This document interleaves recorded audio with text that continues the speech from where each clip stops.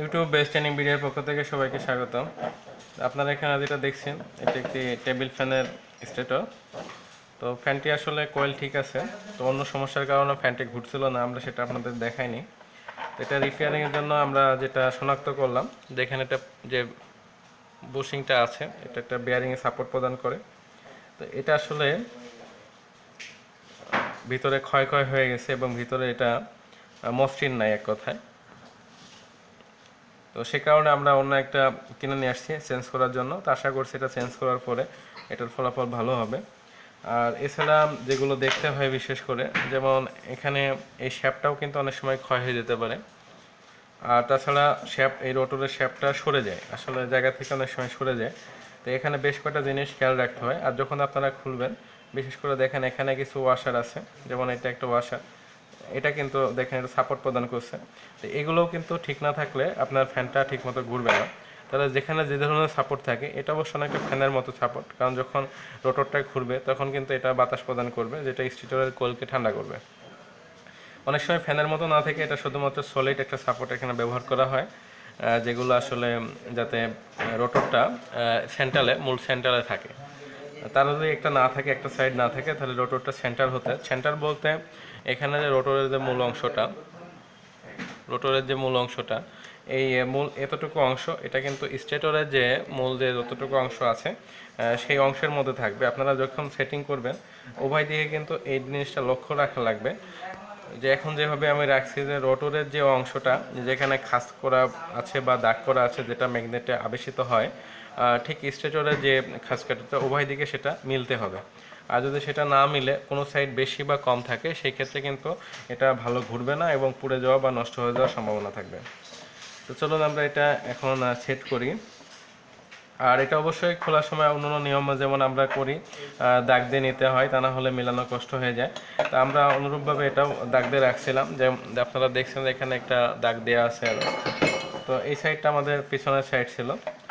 তা আমরা দাগ দেওয়ার আগে এখন আমরা বুশিংটা আগে বসিয়ে নিই। আমাদের এই পাশের বুশিংটা আমরা দেখছিলাম ভালো আছে, অবশ্য চেঞ্জ করলে দুটোই চেঞ্জ করা ভালো। কিন্তু এই ফ্যানটা অ্যাকচুয়ালি কিছু ফ্যান থাকে যেগুলো খুব সহজে বুশিং চেঞ্জ করা যায়, এগুলো অনেকটা পার্মানেন্ট করে দেয়া, টেম্পোরারি করে দেয়া, যে পার্মানেন্ট স্থাপন করা যেন একবার নষ্ট হয়ে গেলে পরে না করা যায়। অর্থাৎ এটা দেখছেন এখানে পাঞ্চ করা আছে মাথাগুলো, এই পাঞ্চ করা আছে যেহেতু এগুলো বের করা অনেক কঠিন।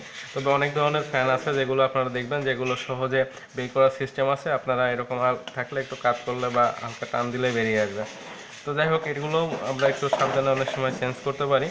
যে এই মাথাটা আমরা দেখছেন এখানে, এটা আমরা খুলে রাখছিলাম, আগে এটা ছিল, খুলছি। তো এখন আমরা এটা এখানে বসাই দিব। তো দেখেন এখন আমরা এটা বসিয়ে দিছি, বসাই দেওয়ার পরে এখন এই জায়গাটা এটা বেরাবে না এমনিতে, কিন্তু এখন অনেক লুজ আছে, তো লুজ রাখা যাবে না। সেজন্য যেহেতু এটা এটা আমরা চেঞ্জ করতে পারি নাই, এটা একটা ফ্যানের কন্ডিশন খারাপ ছিল আসলে, তো আমরা এটা বাঁকা করে দিব নোজ প্লায়ার দিয়ে। এটা বাঁকা করতে বেশ সময় লাগবে, এই জন্য আমরা আপনাদেরকে এই ভিডিওটা তো আমরা এটা লাগিয়ে নিচ্ছি। আপনারা এখন দেখছেন এটা কিন্তু আমরা দেখেন এটা আমরা একটু করলাম, সাপোর্টে উল্টো দিক থেকে একটু আঘাত করলাম যে বেরিয়ে আসে কিনা। তো এটা বেরাচ্ছে না, আপনারা বুঝতে পারছেন। এখানে দেখেন বেশ ভালো টাইট হয়েছে। তো এটা আমরা এখন ফিটিং করব। এই মুহূর্তে ফিটিং করার আগে আমরা একটু গিরিশ দিয়ে দিচ্ছি। এখানে গিরিশ দিলে পিক্সেল থাকে আর এটা ক্ষয় কম হয়। তো সেটিং করার সময় বল বিয়ারিংগুলোতে গিরিশ দেওয়া ভালো। অল্প পরিমাণে আমরা একটু ভিতরে গিরিশ দিয়ে রাখছি, যেটা যখন আমরা শ্যাপটা দিব এটা পিক্সেল থাকবে।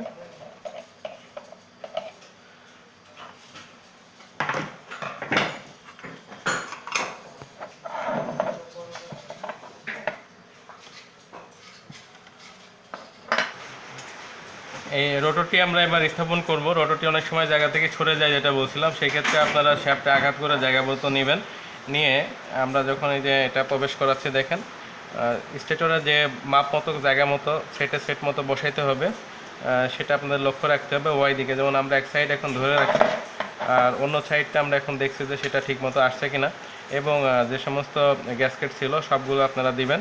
এখন আমরা দিচ্ছি, এবার আমরা ফ্রন্ট পেজ কভারটা লাগাচ্ছি।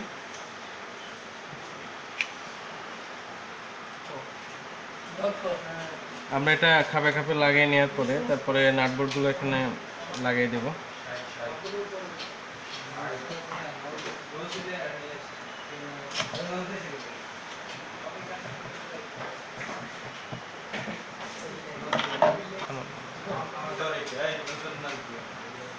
একটি নাট একবারে সম্পূর্ণ টাইট দেবেন না, সবগুলো আগে বসিয়ে তারপরে সবগুলো একই সঙ্গে আস্তে আস্তে টাইট দিবেন। যদি একটি নাট একবারে বেশি টাইট দেওয়া হয় তাহলে সেই ক্ষেত্রে কিন্তু এটি রোটরটি বেঁকা হয়ে যায়, অর্থাৎ বাধা পায়।